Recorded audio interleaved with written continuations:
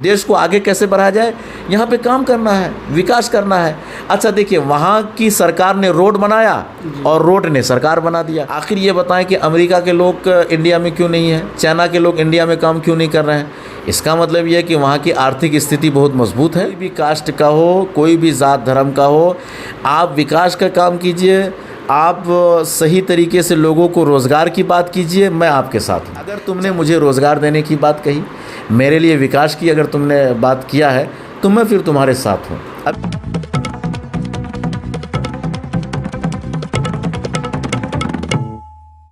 जी नमस्कार, स्वागत है आपका STV न्यूज़ चैनल में और मैं हूं आपके साथ ज्योतिष कुमार। मैं उपस्थित हूं अभी कटिहार के सीमांचल क्षेत्र खंडवा में और हमारे साथ यहां पे भी एक इम्तियाज़ हाशमी जो कि युवा मोर्चा के अध्यक्ष हैं और वो एक किसी भी जो है कि परिचय के मोहताज नहीं हैं। वो एक सामाजिक कार्यकर्ता हैं, समाज में योगदान देते हैं। आइए हम इनसे रूबरू होते हैं, जानते हैं इनसे इनकी कुछ मन भावनाओं को। जी बताइए, स्वागत है सर आपका। बहुत बहुत स्वागत है मेरे भाई, आपने वाकई में बहुत अपना कीमती वक्त निकाला है जी। बड़ी खुशी हुई मुझे और मैं काफ़ी दिनों से मुलाकात के लिए परेशान था, लेकिन आज आपने कीमती वक्त निकाला। तो जी सर, सीमांचल को लेकर के क्या कहना चाह रहे हैं? देखिए, सीमांचल को लेकर के मैं जितनी भी बात करूं, जो कुछ भी आपसे कहूं, तो मुझे लगता है कि मेरे भाई वो बहुत ही कम हो गया। बस ये मान करके चलें कि हमारा सीमांचल लूट गया और ऐसी स्थिति सीमांचल की हो चुकी है और ऐसे हालात हो चुके हैं, मुझे लगता नहीं है कि दोबारा सीमांचल और सीमांचल की जनता इन सारी चीज़ों से उभर पाएगी। क्यों? इसकी वजह यह है कि यहाँ के नेताओं ने, यहाँ की जो सियासी जमात है जी, उन लोगों ने ख़ास तौर पे सीमांचल की जनता को ठगने का काम किया है, इनको लूटने का काम किया है और इनके वोटों का इस्तेमाल किया, लेकिन आज तक सीमांचल की जनता को उनका सही अधिकार नहीं दे पाया, जो कहीं ना कहीं अफसोस की बात है।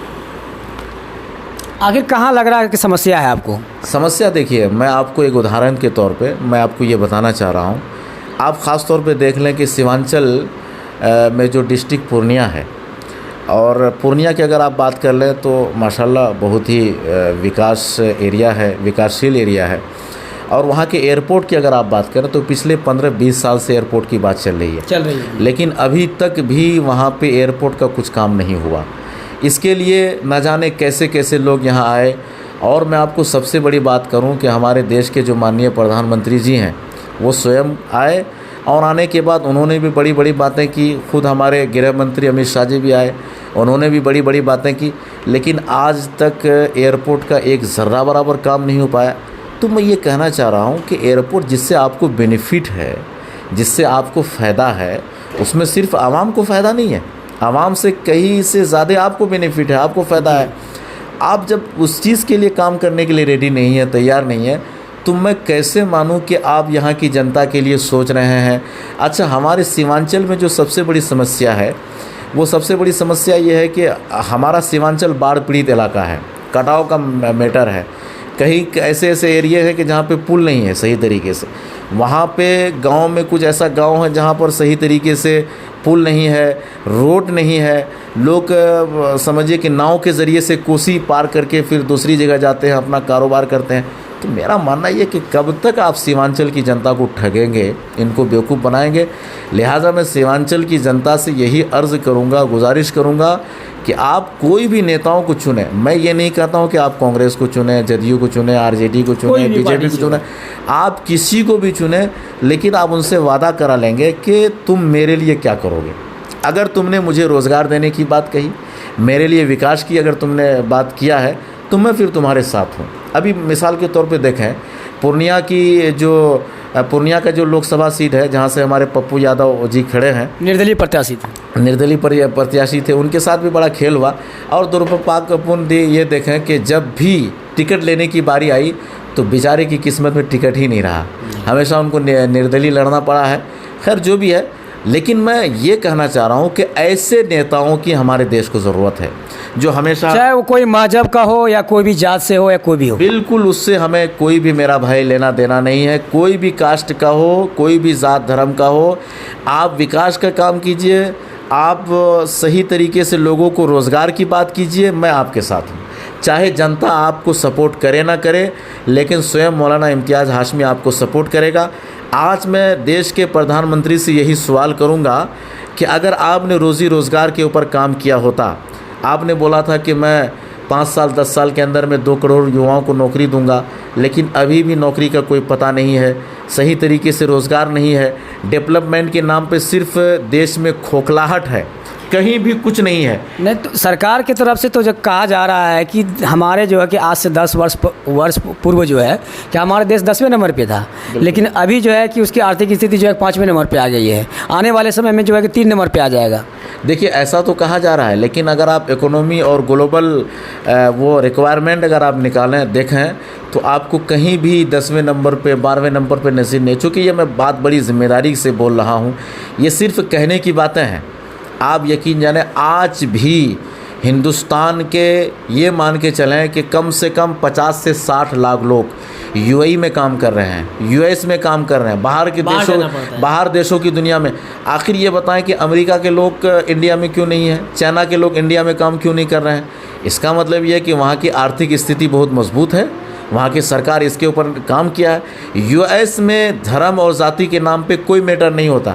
हालांकि आज के डेट में US, United state of America powerful है, ताकतवर है, वो चाहे तो कुछ भी कर सकता है, वो चाहे तो वहाँ के जो माइनॉरिटीज़ है उनको कुछ भी परेशान, लेकिन वहाँ का सिर्फ एक चीज़ ये है, संकल्प ये है कि हमें अपने देश को आगे बढ़ाना है। तो देश को आगे कैसे बढ़ाया जाए, यहाँ पे काम करना है, विकास करना है।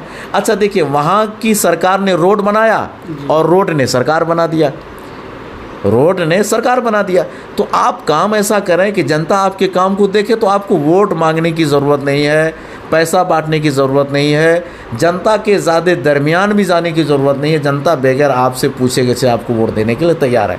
लिहाजा ऐसी स्थिति में मैं अपने देश के प्रधानमंत्री से ये अर्ज़ करूँगा, गुजारिश करूँगा कि इन सारी चीज़ों पे, इन सारे सेक्टरों पे आप काम करें, सब लोगों को लेके चलें, ये बहुत ही ज़रूरी है। आम लोगों को क्या मैसेज देना चाहेंगे आप? आम को मैं यही मैसेज देना चाह रहा हूँ कि आप जो भी सरकार चुनें, आप ऐसी सरकार को चुनें जो आपके हित में काम करें, आप का दुरुपयोग ना करे, आपको इस्तेमाल ना करे, सिर्फ तेज़ पत्ता की तरह आपको चूस करके फेंक ना दे। आप इन चीज़ का ख़ास करके ख्याल रखें।